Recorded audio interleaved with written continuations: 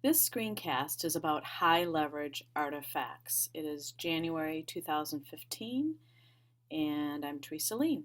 Here's your evaluation activity page or template. So you would go into your teacher practices to upload your high leverage artifact. Please refer to the artifacts document about what a high leverage artifact should contain. But for our purposes, we know that it is an artifact that reaches several components in the framework for teaching. So you would scroll down as you do with the other artifacts you upload to the bottom of Teacher Practices page. And in the Artifact Portfolio Teacher, you would go in and upload your artifact, which I have done right here. And so if you were to start a new one, this upload artifact would be the button you'd want to press. But I have already entered mine in. And as you will notice, the name of it fits the district Dewey Decimal System so that we know it is part of the 2014-15 school year. It's a high leverage artifact, and I decided to tag it about training. The artifact that I have uploaded is a packet I've put together for observer training, and I believe that this artifact is high leverage because it reaches these three components in the framework for teaching. I put those in the body of the description so that you can clearly see that it aligns to several components. You may choose to put it in the name. Just be aware that when you start to write a lot of characters in this name, you will start to lose some of it as it appears here on your artifact portfolio page.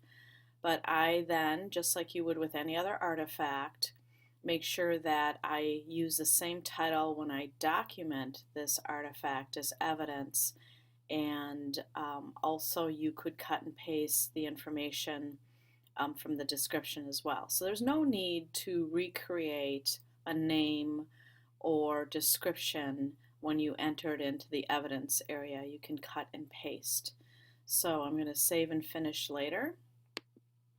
And to ensure that I have that information in my summary tab, I'm going right above the artifact portfolio in the teacher practices area and open it up, so that, again, first will come the very same name so that it is aligned and there's no mystery as to where things are in my artifacts.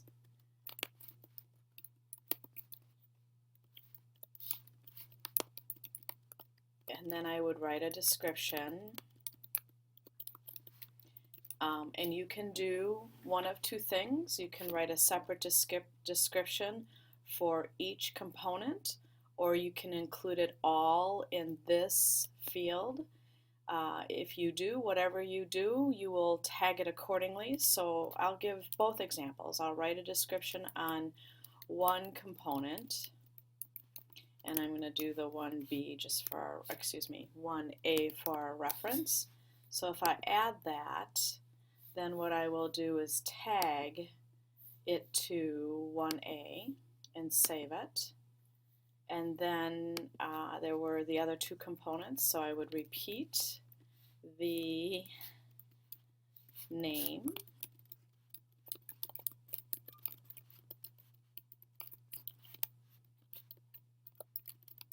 and I also included knowledge of resources description. So I'll add that and then tag it to 1D. And the third one,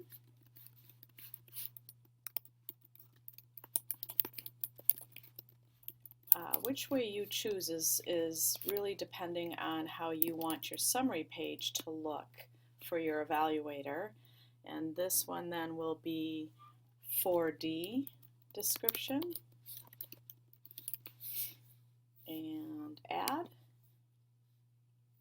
and then and tag it to 4D. So to give you, before I show you how it would look when you enter all the components in one artifact box, let's take a look at how it would look. So I'm going into my Summary tab.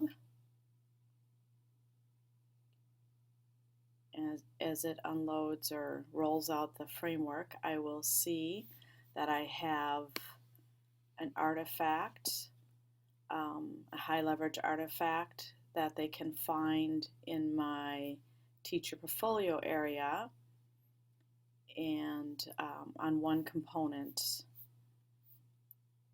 and on a second component here, on a third component in 4D.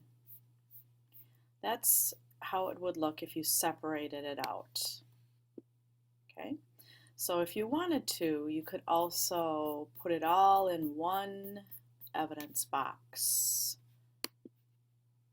Oops, evaluation activity, and then go down to, it's uploaded in here. So now to document it that second way, what you could do is put all the information together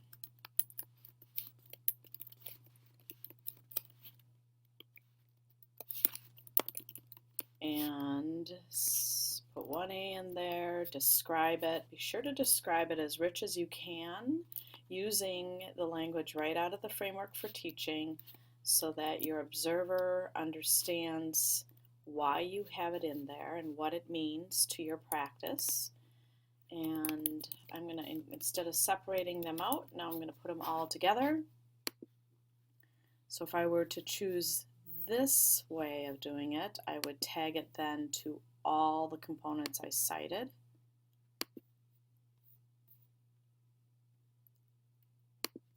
And that information will go in 3 different places on my Summary tab.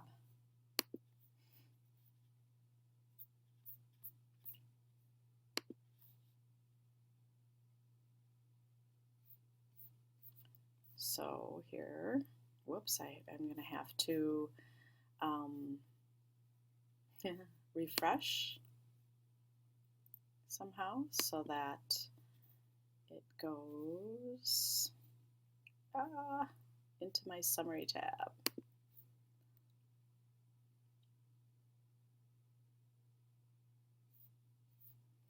So now you see this is the other way of doing it. So instead of having the high leverage artifacts, this description specifically talk about 1A, the second way I've been showing you then would be all of your description would go in 1A, then down in 1D, because I tagged it 3 different places, 1D here, and then 4D. So it's just a preference on how you want your Summary tab to be organized. And that's the way how you would upload the artifact and document it as evidence for high leverage artifacts in your teacher practices area. It's just going to keep spinning. So I'm going to quit the screencast.